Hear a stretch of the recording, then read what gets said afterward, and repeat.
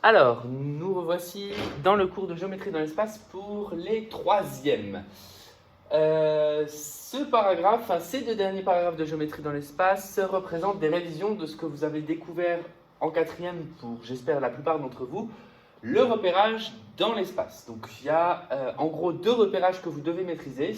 Premièrement, dans un pavé ou un cube, et ensuite le repérage terrestre qu'on verra par la suite. Donc, pour se repérer dans l'espace, en tout cas dans un pavé, étant dans un univers de dimension 3, on va avoir besoin de 3 coordonnées. Donc le repérage dans le plan, on l'a revu quand on a parlé de fonctions avec abscisse ordonnée. On va maintenant voir qu'il y a un troisième nombre qui va nous permettre de se repérer dans l'espace. Ce troisième nombre va s'appeler soit altitude, soit cote. Donc, on a dessiné donc un pavé en perspective. Tout ce qui est représenté en pointillé, je le rappelle, par la règle de représentation de perspective cavalière, c'est ce qui est censé être caché. Ça veut dire que la face que l'on voit directement, c'est la face ABFE de ce pavé. La façon de noter le repère va être super importante. Donc pour ça, je vais prendre plusieurs couleurs qui vont me permettre de me repérer. Une couleur pour noter l'origine du repère, une couleur qui va correspondre à l'axe des abscisses, une couleur qui va correspondre à l'axe des ordonnées et une couleur qui va correspondre à l'axe des cotes ou de l'altitude. À savoir, contrairement à ce qui se passe dans le plan, où les abscisses, c'est toujours l'axe qui est horizontal, les ordonnées verticales, là, ce n'est pas du tout le cas. Là, on va avoir vraiment la définition du repère qui va nous définir qui est l'axe des abscisses, qui est l'axe des ordonnées, qui est l'axe des altitudes. Donc déjà, dans un premier temps, l'origine du repère. L'origine du repère, c'est l'intersection des trois axes. Ici, on a choisi par exemple le point A. Donc le point A, ça va être notre origine, c'est-à-dire notre point de départ. Et à chaque fois qu'on va essayer de repérer un point, par exemple pour repérer le point G, on va se dire je pars du point A, quels sont les mouvements que je dois faire pour aller au point G. Et donc, ensuite, nous parlons donc des trois autres axes. Donc ici, l'axe que j'ai défini comme l'axe des abscisses, c'est l'axe rouge qu'il y a là. Donc l'axe rouge, c'est l'axe symbolisé par la longueur AI. Alors, on aurait très bien pu symboliser par l'axe AB, puisqu'au final, un axe, c'est une demi-droite, voire une droite, et donc du coup, c'est infini.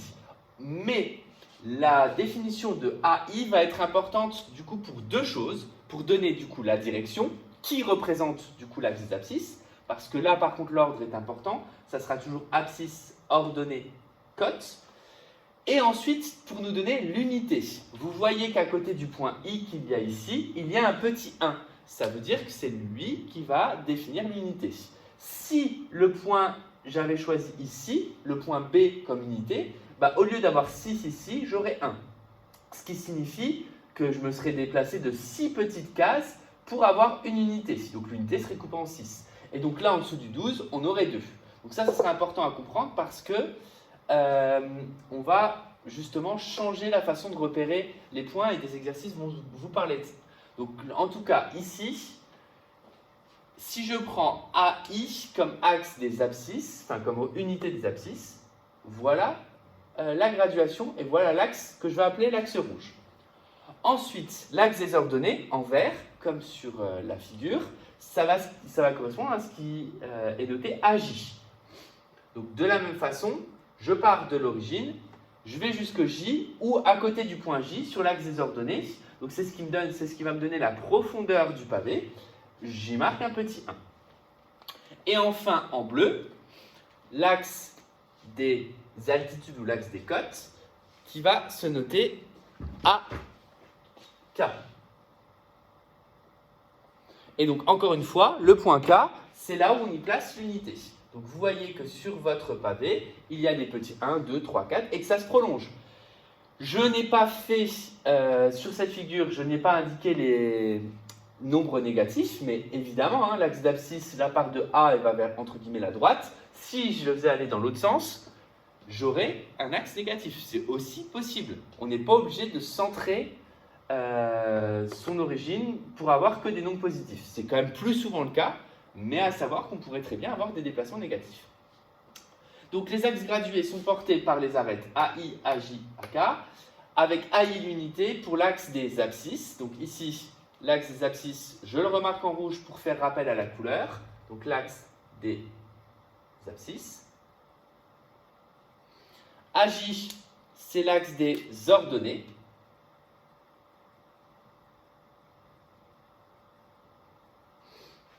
Et vous voyez que cet axe-là n'est pas du tout horizontal, ni vertical, d'accord? Là, à la limite, les abscisses, ça reste à peu près horizontal, mais en tout cas, l'ordonnée, c'est pas du tout vertical, puisque ici, ce qui est vertical, c'est ce qui va correspondre à l'altitude. Et ça, c'est vraiment la définition de cette notation-là du repère qui va nous dire qui est quel axe. Donc là, il va vraiment falloir être vigilant. D'ailleurs, vous verrez que ici, on ne notera pas forcément AI, AJ, AK. D'ailleurs, je vais le rectifier puisque par rapport à la notation du livre, vous verrez plutôt I, J, K. Donc, c'est-à-dire que le repère va être noté A, I, J et K. Sous-entendu que AI, donc en partant du point A, AI c'est l'axe des abscisses, AJ c'est l'axe des ordonnées et AK c'est l'axe des altitudes. Et donc, du coup, je le note ici. AK, l'axe des altitudes. Pour du coup repérer un point, on va donc avoir trois nombres. Donc trois nombres vont nous permettre de repérer un point. Et ça sera toujours par contre dans le même ordre. Quel que soit le sens des axes, on fera toujours dans l'ordre abscisse, ordonnée, altitude. Donc moi je ferai toujours rouge, vert, bleu. Donc ici, abscisse.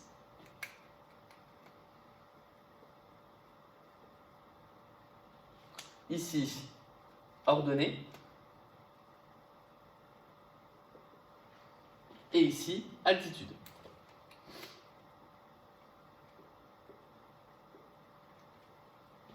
Ainsi, les coordonnées du point M dans ce repère, donc vous avez le repère, j'ai bien fait de le rectifier puisque c'est comme ça que je l'avais noté par la suite, c'est A, I, J, K, sont donnés donc par M et il y a trois nombres.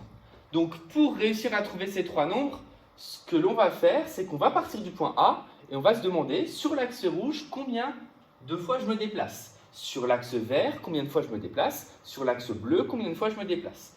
Et ça va me permettre, donc toujours par rapport aux unités qui ont été créées, ça va me permettre du coup de repérer M, c'est-à-dire de donner ces trois coordonnées. Donc le point M, ce n'est pas forcément le plus facile, c'est même certainement le plus dur parce qu'il est vraiment situé à l'intérieur du pavé.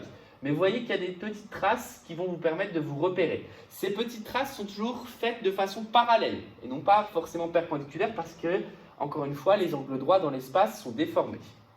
Donc ici, si je pars du point A pour aller au point M, je vais faire le chemin avec vous. Je pars du point A et je me déplace sur l'axe rouge. Pour me déplacer sur l'axe rouge, je me déplace jusqu'à ce que je rencontre les pointillés. Je vois que je rencontre les pointillés au niveau du 3. Ça veut dire que, en termes d'abscisse, je vais avoir 3 justement en abscisse. Arrivé ici, je me déplace suivant l'axe vert, donc parallèle à l'axe vert. Donc parallèle à l'axe vert, je me déplace ici et je vois par rapport au pointillé que j'arrive à la 4e graduation. Donc là, ça sera 4 en vert, c'est-à-dire 4 en ordonnée. Une fois que je suis ici, il faut encore que je monte. Je monte suivant les altitudes, donc l'axe bleu, et je vois que j'arrive en termes de pointillé jusqu'à une hauteur de 2. D'accord? C'est situé sur la 2e ligne ici, toujours de façon parallèle. Donc les coordonnées du point M dans le repère A, I, J, K sont les suivantes. M a pour coordonnées 3, 4, 2. Je vous laisse un petit peu de temps et il faudrait compléter du coup de nouveau les autres coordonnées. Puis ensuite, il y aura le changement de repère, c'est-à-dire qu'on va non plus être repéré par les mêmes unités, le 1 ne sera plus là comme je vous l'ai dit auparavant, et vous allez devoir de nouveau repérer certains points en fonction du changement de repère.